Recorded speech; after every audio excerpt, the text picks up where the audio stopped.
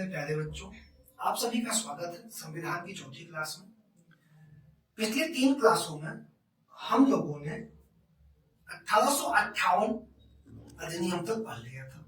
कहां तक पढ़ लिया था? 1858 तक। चौथी क्लास हमारी शुरू होती है 1861 भारतीय परिषद अधिनियम 1861 से। भारतीय परिषद अधिनियम 1861 से भारत के इतिहास में, भारतीय संवैधानिक इतिहास में यह अधिनियम एक बहुत ही महत्वपूर्ण अधिनियम है। हम ये कह सकते हैं कि यह एक महत्वपूर्ण घटना है। क्या? इस अधिनियम का आना। क्यों यह घटना क्यों है? क्योंकि इसके द्वारा, इस अधिनियम के द्वारा जो पहला पॉइंट बनता है, जो पहला पॉइंट है वो मेरे भाई ये है कि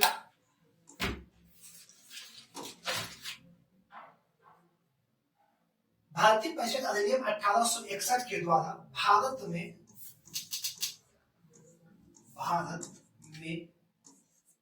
मंत्री मंडल व्यवस्था की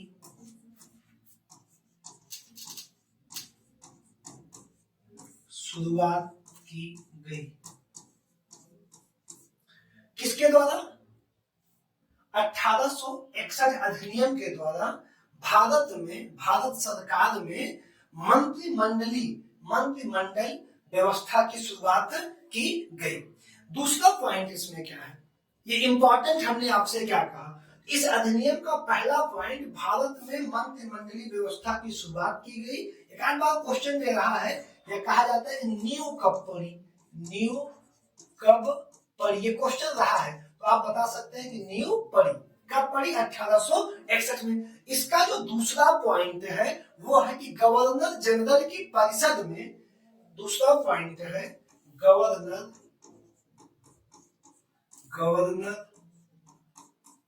जनरल की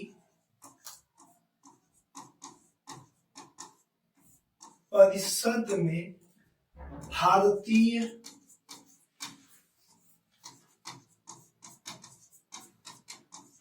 सदस्यों को शामिल, गवर्नर जनरल की परिषद में भारतीय सदस्यों को शामिल करके उन्हें वैधानिक कार्यों में या विधायिकी कार्यों में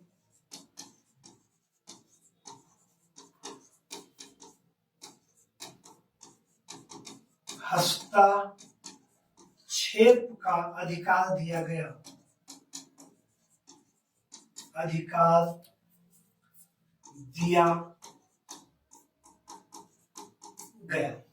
दूसरा पॉइंट क्या था? गवर्नर जनरल की परिषद में भारतीय सदस्यों को शामिल करके उन्हें वैधानिक या विधायिकी कार्यों को में हस्तक्षेप का अधिकार दिया गया। एक आध बात, जैसे यहाँ पे हस्तक्षेप की जगह एक तो कर सकते हैं अधिकार दिया गया, तो यहाँ पर प्रावधान किया जा सकता है। क्या किया गया? हस्तक्षेप का प्रावधान किया गया। अगर क्वेश्चन यहाँ से बनना होगा तो पूछ लेगा कि किस अधिनियम द्वारा प्रावधान किया गया था, तो आप बता सकते हैं कि 1861 अधिनियम द्वारा अधिकार प्रदान किया गया। तीसरा, जब ये अधिनियम आया, जब भारतीय परिषद अधिनियम 1861 आया, उस समय भारत का पहला वायसराय था लॉर्ड कैनिंग। कौन था? Lord Canning. अब लॉर्ड कैनिंग ने, किसने? लॉर्ड कैनिंग ने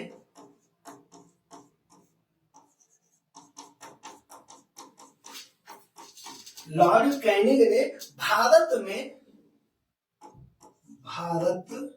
में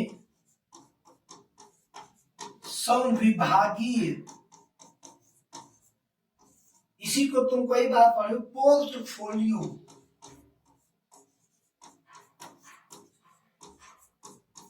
संविभागीय प्रणाली लागू की।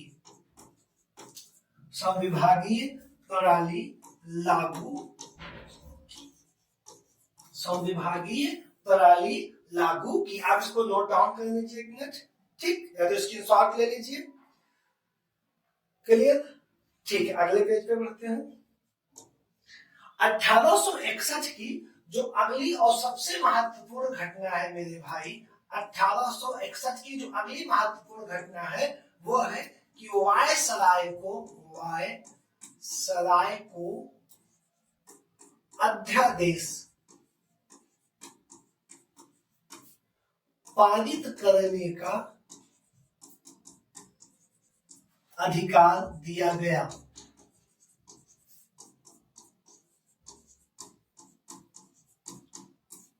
ठीक, एक मिनट, यहां पे मैं आपसे क्वेश्चन पूछता हूं। आप अधिकतर पढ़ ही चुके होंगे, मैक्सिमम लोग पढ़ भी रहे होंगे, बहुत से ऑनलाइन चैनल पे पढ़ भी रहे होंगे, ऑफलाइन पढ़ रहे होंगे। अध्यादेश जारी करने का अधिकार दिया गया, किसको दिया गया? वायसराय को दिया गया।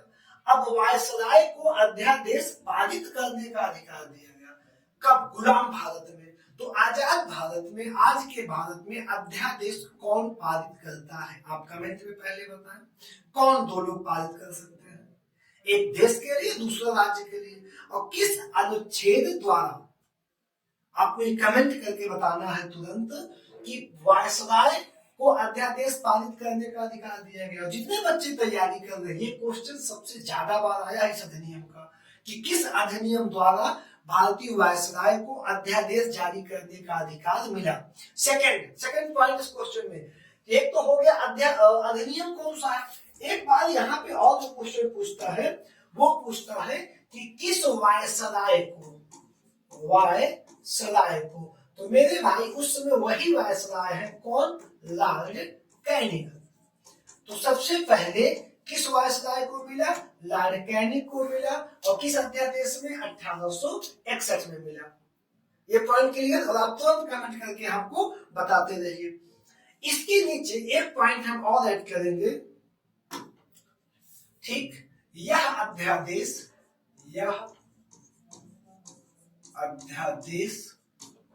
6 माह तक प्रभावी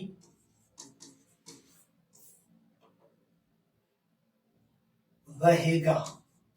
कितने माह तक? 6 माह तक। मेरी एक बात तुम समझना ध्यान से, जैसे सभी संविधान समझ में नहीं आता, मैक्सिमम तो समझ में मैक्सिमम लोगों को नहीं आता, एक दिक्कत रहती है।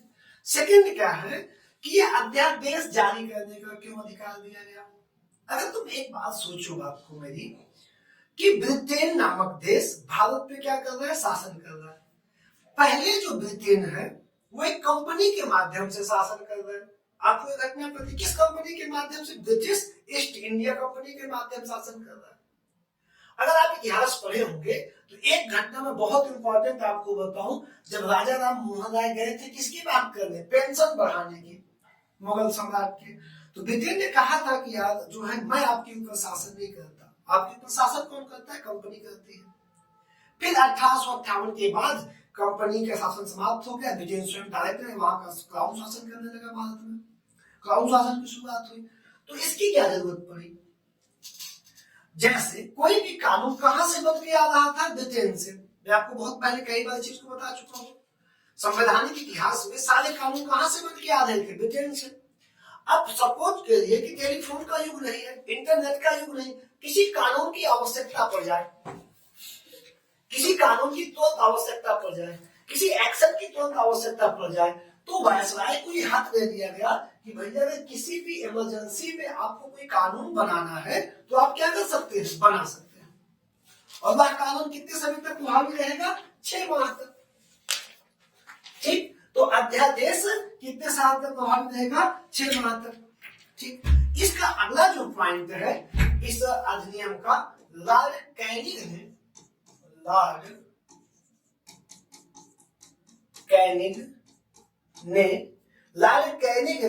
1862 में नवनिर्वाचित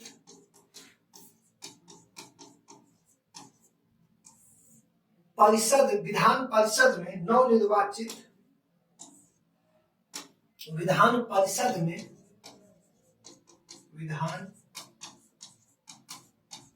परिषद में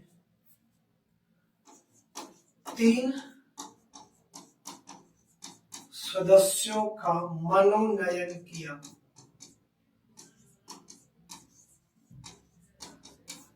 कितने सदस्यों का? 3 सदस्यों का। कौन से सदस्य? 3 भारतीय सदस्य, 3 भारतीय सदस्यों का मनोनयन किया। किसमें? नवनिर्वाचित विधान परिषद में। किसने किया? लॉर्ड कैनिंग ने। कौन लोग थे वो? तो पहले नंबर 1 पटियाला के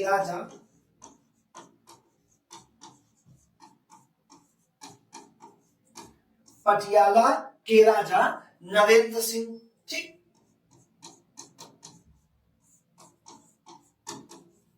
पहले हो जाएंगे पटियाला के राजा नरेंद्र सिंह, दूसरे हो जाएंगे बनारस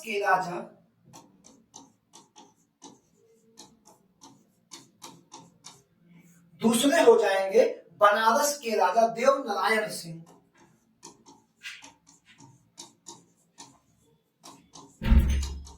और तीसरे हो जाएंगे sir Dinkar Rao.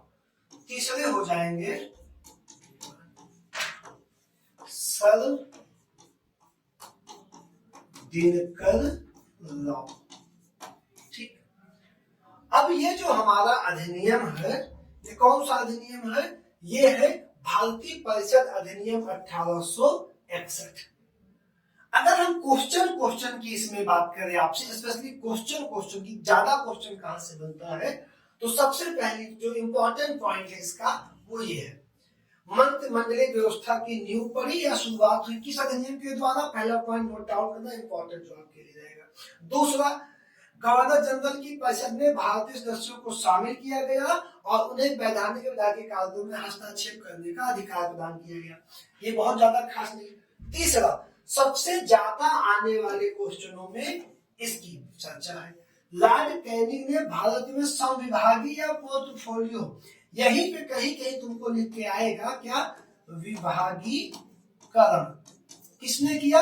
Lord Canning ने किया। ठीक, अगले पेज की तरफ जब हम पढ़ेंगे तो यहाँ पे सबसे ज्यादा बार आने वाले क्वेश्चन में ये है कि वायसराय को अध्यादेश पारित करने का अधिकार दिया गया। ठीक, अब वायसराय अध्यादेश कितने समय तक प्रभावी रहेगा? 6 माह तक। तो किस अधिनियम के द्वारा? पहला क्वेश्चन। सेकंड, किस वायसराय को ये मिला? पहली बार किस वायसराय को अध्यादेश जारी करने की शक्ति प्रदान हुई? Second point. ठीक, अब इसके बाद लॉर्ड कैनिंग ने 1862 में नवनिर्वाचित विधान परिषद मनोनयन किया। ये अभी तक ज्यादा क्वेश्चन में रूप में आया नहीं है। ठीक, अगले पॉइंट को हम देखते हैं।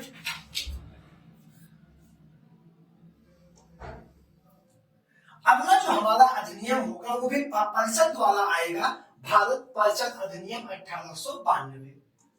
भारत परिषद अधिनियम 1892। भारत परिषद अधिनियम 1892। ठीक, ये 1858 के बाद आने वाला दूसरा अधिनियम है। किसने भेजा है? परिषद ने भेजा है। कौन सी परिषद? जो परिषद इंग्लैंड में 1858 में बनाई गई थी। ठीक, इस अधिनियम के सबसे इंपॉर्टेंट क्या है? देखिए, इस अधिनियम द्वारा सबसे इंपॉर्टेंट लाइन है, इस अधिनियम द्वारा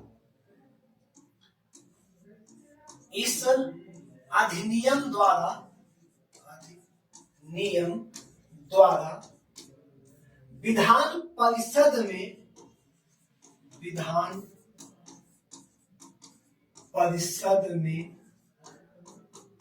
शामिल भारतीय सदस्यों को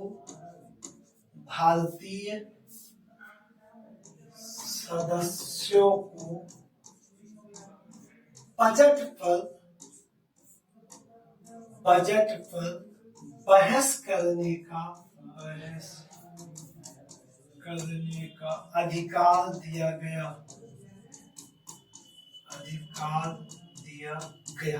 पहला पॉइंट क्या है? लिखिए, इस अधिनियम द्वारा भारतीय परिषद के या विधान परिषद में शामिल भारतीय सदस्यों को बजट पर बहस करने का अधिकार दिया गया।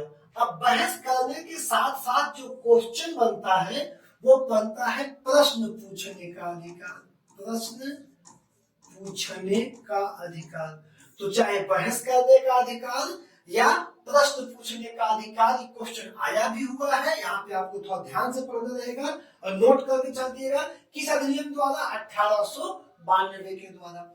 लेकिन यहाँ पे आपको बहस करने का अधिकार मिला, प्रश्न पूछने का अधिकार मिला, लेकिन एक अधिकार नहीं मिला। कौन सा अधिकार नहीं मिला? परंतु, नीचे लिखिए परंतु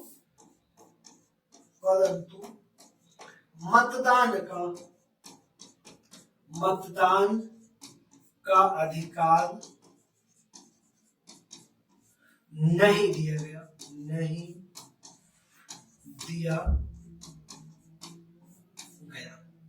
ठीक, तो पहला पॉइंट क्लियर हो गया, मतदान का अधिकार नहीं दिया गया। ठीक, अब दूसरा पॉइंट क्या है? जो विधान परिषद थी केंद्रीय एवं प्रांतीय, कौन सी विधान परिषद है? केंद्रीय विधान परिषद एवं प्रांतीय विधान परिषद में, केंद्रीय एवं प्रांतीय विधान परिषदों में गैर सरकारी सदस्यों की नियुक्ति हेतु अप्रत्यक्ष निर्वाचन प्रणाली का प्रावधान किया गया। कहां पे? केंद्रीय विधान परिषद, केंद्रीय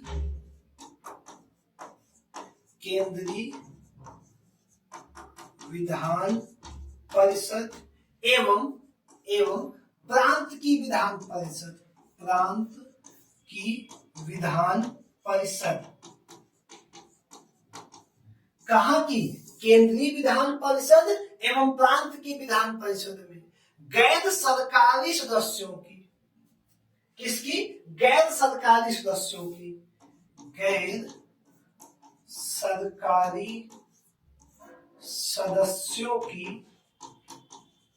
नियुक्ति का प्रावधान किया गया। नियुक्ति का प्रावधान किया गया। दूसरा पॉइंट क्लियर हो गया।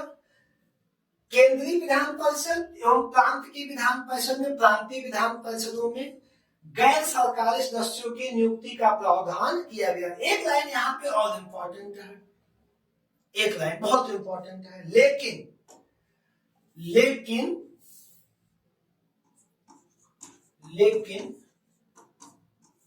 चुनाव शब्द का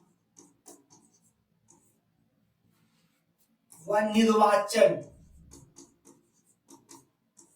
शब्द का प्रयोग नहीं किया गया।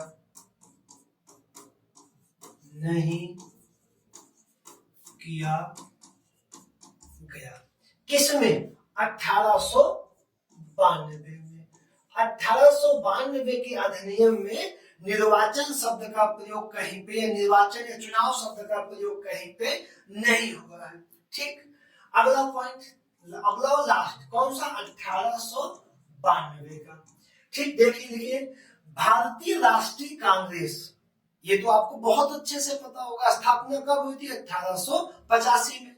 अधिनियम कब आ रहा है? 1892 में। मतलब 6-7 अधिवेशन भारतीय राष्ट्रीय कांग्रेस के हो चुके थे। तो भारतीय राष्ट्रीय कांग्रेस के 1889 से लेके 1991 तक, कहां से? भारतीय राष्ट्रीय कांग्रेस के 1889 से लेके 1891 तक के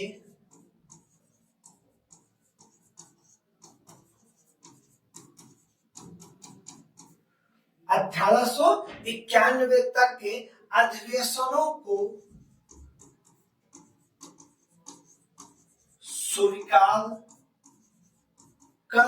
अधिवेशनों को स्वीकार करके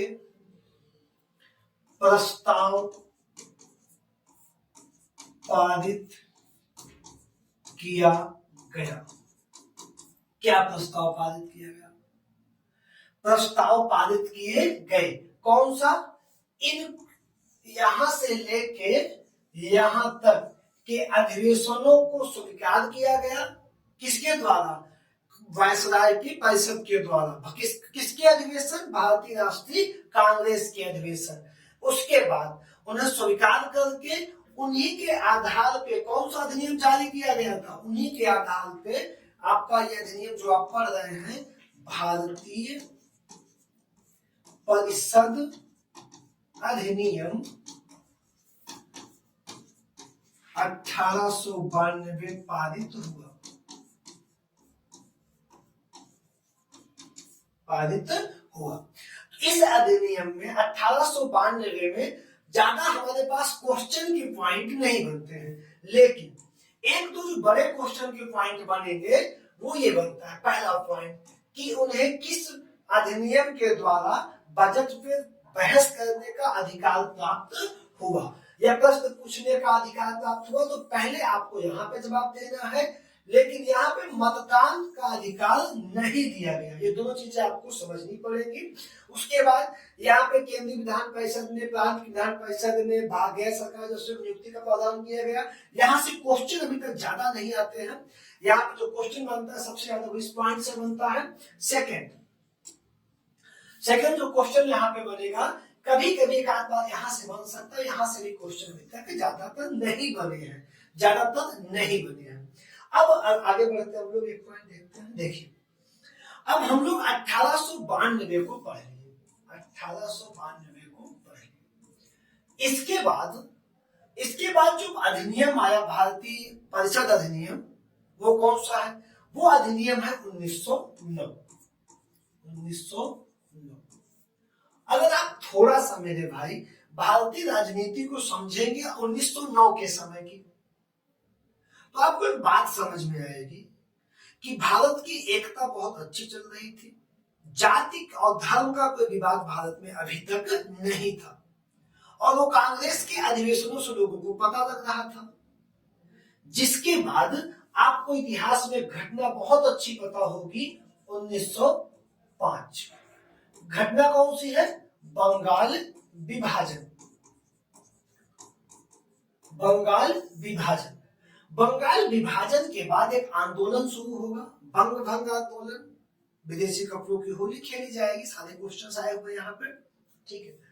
अगली घटना 1906 मुस्लिम लीग की स्थापना। ये मैं क्यों बता रहा हूं, मेरी बात को समझिए। 1905 में बंगाल विभाजन हो गया।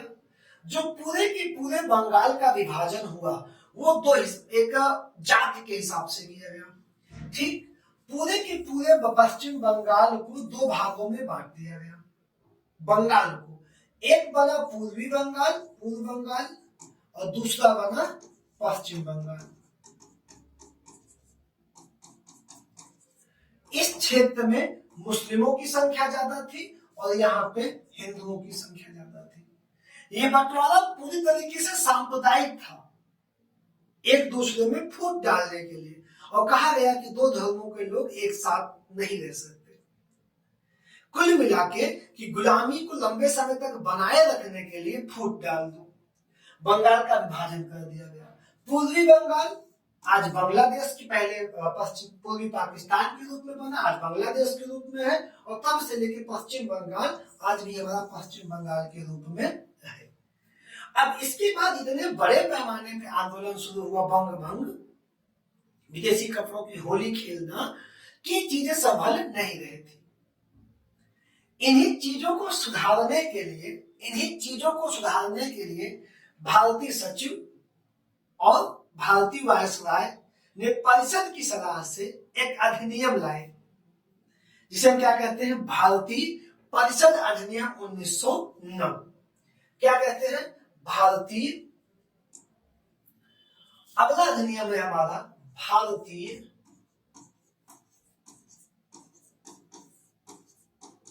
परिषद अधिनियम 1909। किसके द्वारा लाया गया है? परिषद के द्वारा लाया गया है। परिषद ने अधिनियम भेजा। इस अधिनियम का जो दूसरा नाम है उसे तुम क्या कहते हो? मार्ले मिंटो सुधार अधिनियम।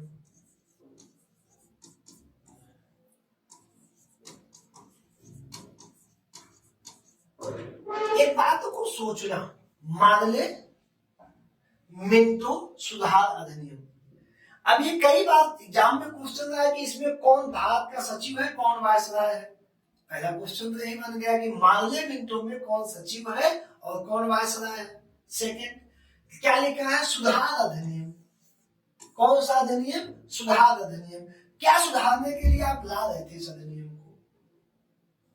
सुधारना क्या था? तो मैं आपको बता दूं, सुधारना कुछ नहीं था।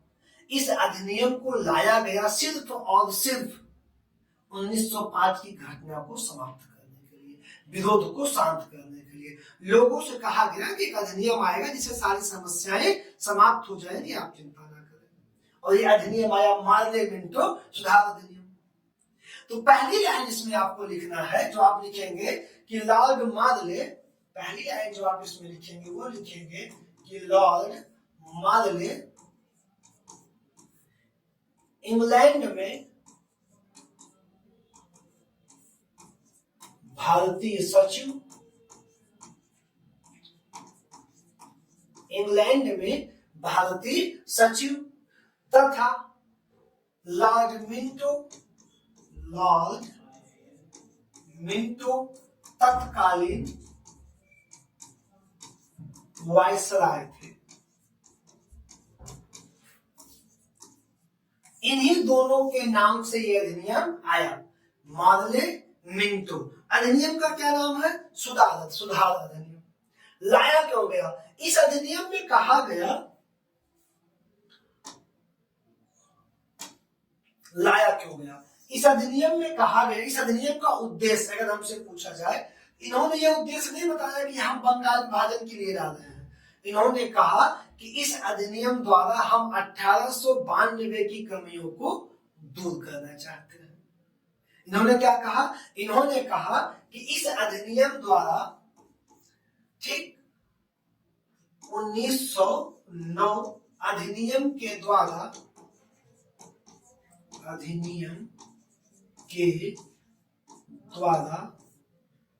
1892 की कमियों को दूर करना। Point clear? इस अधिनियम द्वारा कौन सी कमियों को दूर करना? 1892 की। सेकंड उद्देश्य क्या था? 1905 की घटना पे सेकंड उद्देश्य है 1905 के बाद अल्पसंख्यक को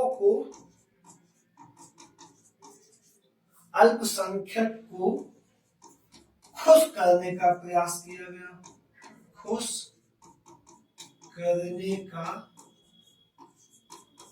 प्रयास किया गया।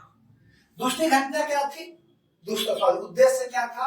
1905 के बाद अल्पसंख्यकों को खुश किया जाए, और कहा क्या गया कि हम इसको ला रहे हैं किसके लिए? 1892 की कमियों को दूर करने के लिए।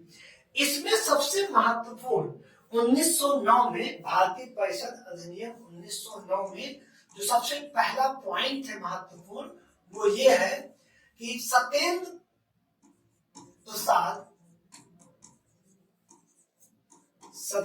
प्रसाद सिन्हा को, किसको? सत्येंद्र प्रसाद सिन्हा को वायसराय की कार्यकारिणी,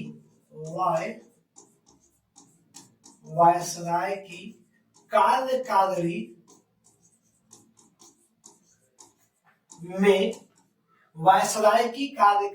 में विधिक सदस्य के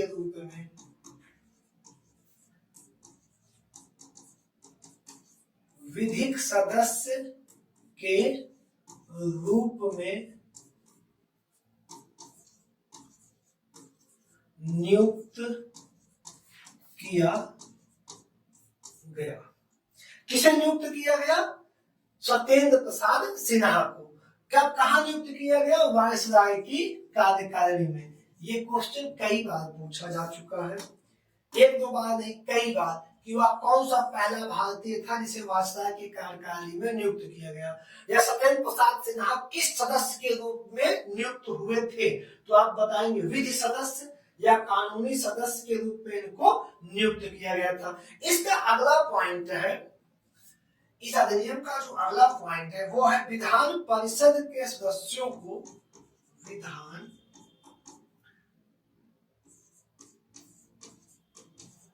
परिषद के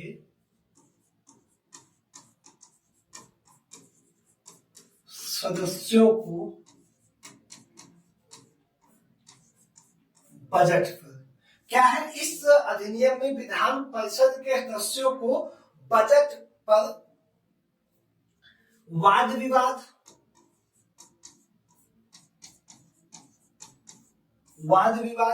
व अंतिम रूप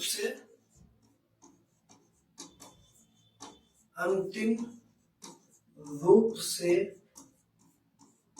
स्वीकार करने का अधिकार दिया गया, अधिकार प्रदान किया गया। ठीक, विधान परिषद के सदस्यों को बजट पे वाद विवाद करने व अंतिम रूप से स्वीकार करने का अधिकार दिया गया। ठीक, अगला पॉइंट है, इस अधिनियम द्वारा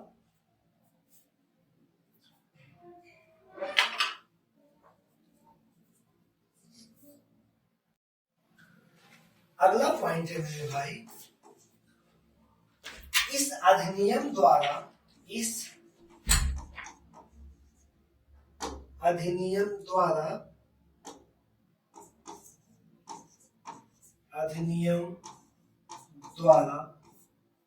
भारतीय सदस्यों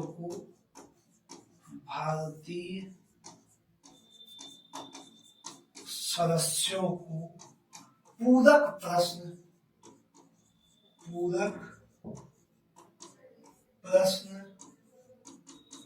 पूछने का अधिकार दिया गया, अधिकार प्रदान किया गया। ठीक, 1909 के क्या लिखा गया? इस अधिनियम द्वारा भारतीय सदस्यों को पूरक प्रश्न पूछने का अधिकार प्रदान किया गया। 1909 में जितने पॉइंट आपने पढ़े ये सब तो ठीक थे, अगला पॉइंट सबसे खतरनाक था भारत के लिए, सबसे खतरनाक पॉइंट था, हम इसको देखते हैं। अगला पॉइंट क्या है कि इस अधिनियम द्वारा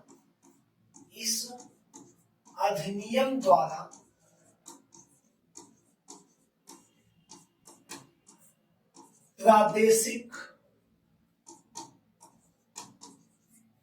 इस अधिनियम द्वारा प्रादेशिक चुनाव हेतु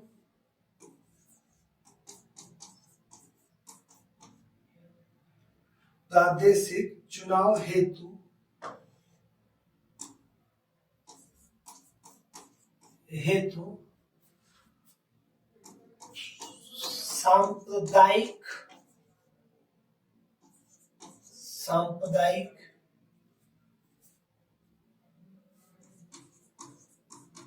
व्यवस्था की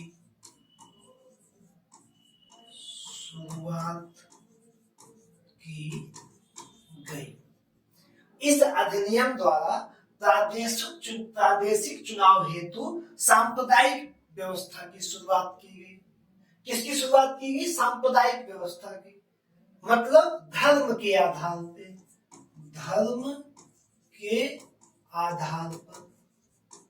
आधार पर चुनाव। इसका सबसे पहला प्रॉफिट किसे दिया गया कि इसमें पृथक निर्वाचन मंडल का गठन किया गया, पृथक निर्वाचन मंडल का गठन किया गया।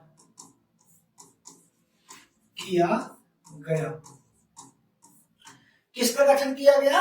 पृथक निर्वाचन मंडल का गठन किया गया और इसके आधार पे, पृथक निर्वाचन मंडल के आधार पे मुस्लिमों के लिए, किसके लिए?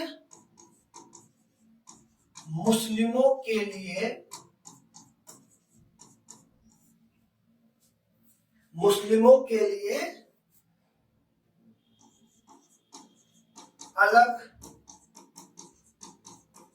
निर्वाचन मंडल बनाया गया। इसका बंटवारा कैसे हुआ? इसका बंटवारा हुआ सांप्रदायिक आधार पे। किसके आधार पे बंटवारा हुआ? सांप्रदायिकता के आधार पे। और इसमें अलग पृथक निर्वाचन मंडल का गठन किया गया। किसमें? 1909 में। 1909 में अलग निर्वाचन मंडल का गठन किया गया और जिसमें सबसे पहला लाभ किसे दिया गया? मुस्लिमों को।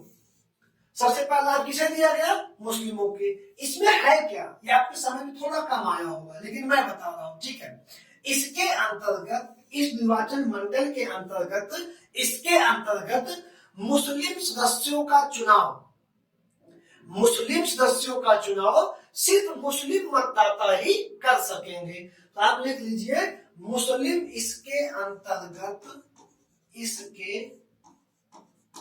अंतर्गत मुस्लिम सदस्यों का चुनाव, मुस्लिम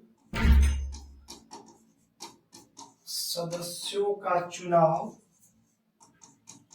सिर्फ मुस्लिम मतदाता ही कर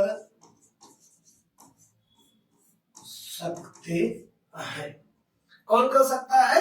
मुस्लिम मतदाता ही कर सकते हैं। ठीक। अगला पॉइंट जो होगा, सांप्रदायिक निर्वाचन का जन्म। अब हम क्या लिखेंगे? लिखेंगे कि लॉर्ड मिंटो को, लॉर्ड मिंटो को सांप्रदायिक, सांप्रदायिक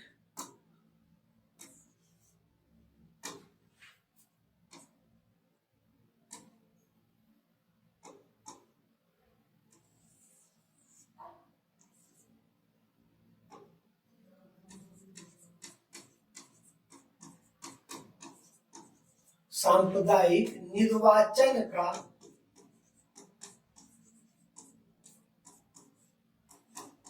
जनक कहा गया। किसको? लॉर्ड मिंटो को। क्या कहा गया? सांप्रदायिक निर्वाचन का जनक कहा गया। लॉर्ड मिंटो को सांप्रदायिक निर्वाचन का जनक कहा गया। अगला पॉइंट जो होगा, इस अधिनियम के तहत, इस अधिनियम के तहत,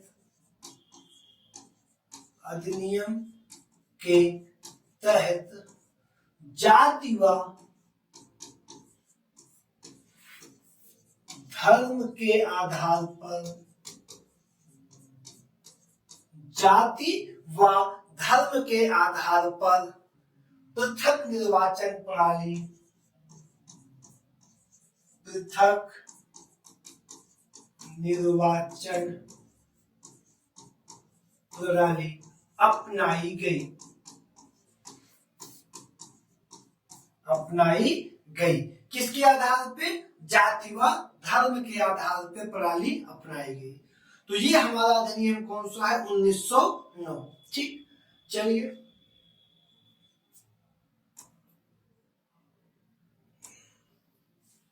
हमारा अधिनियम कौन सा? 1909। इसका नाम क्या है? मादले मिंटो सुधार अधिनियम। उद्देश्य 1892 की कमियों को दूर करना। टारगेट 1905 के बाद अल्पसंख्यकों को खुश करने का प्रयास करना। ठीक।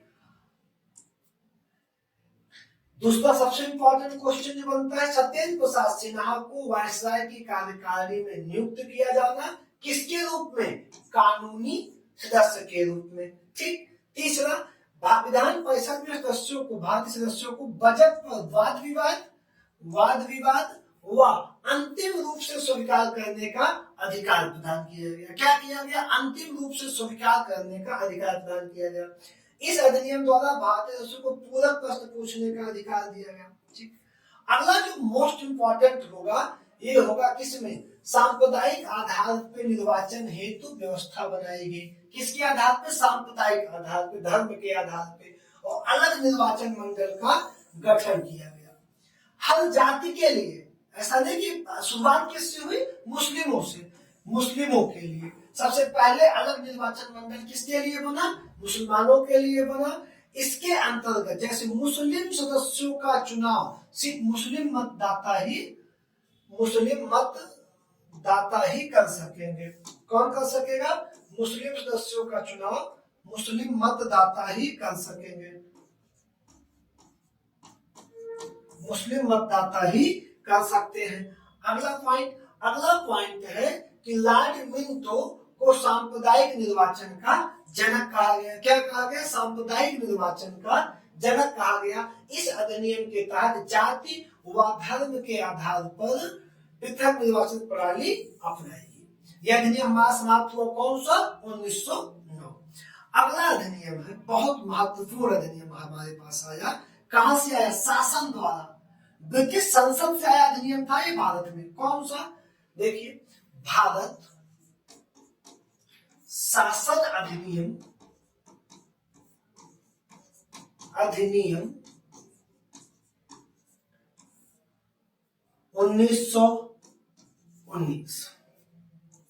1919। जितने बच्चे यहाँ पे इतिहास पढ़ के आए हुए हैं, इतिहास की क्लास लिए हुए हैं, उनको पता होगा कि प्रथम विश्व युद्ध की शुरुआत के बाद गांधी जी को भारत लाया गया। गांधी जी भारत आए 1915, और उसके बाद भारतीयों से ब्रिटिश का साथ देने के लिए कहा। तो भारतीय सैनिकों ने क्या किया? ब्रिटिश के साथ मिल के कौन सा युद्ध लड़ा? प्रथम विश्व युद्ध। और उसमें कहा गया था कि युद्ध की समाप्ति के बाद भारत को आजाद कर दिया जाएगा। प्रथम विश्व युद्ध की समाप्ति के बाद भारत को आजाद कर दिया जाएगा। लेकिन जब 1918 में विश्व युद्ध की समाप्ति हुई, फिर सभी भारतीय सैनिक, भारतीय राजनेताओं ने गांधी जी से प्रश्न पूछना शुरू किया कि आजादी का क्या सीन है, जिसके लिए हजारों भारतीय सैनिकों ने जान दी।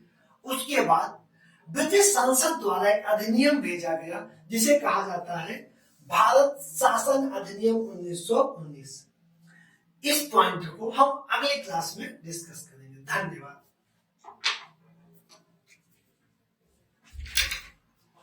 हो गया?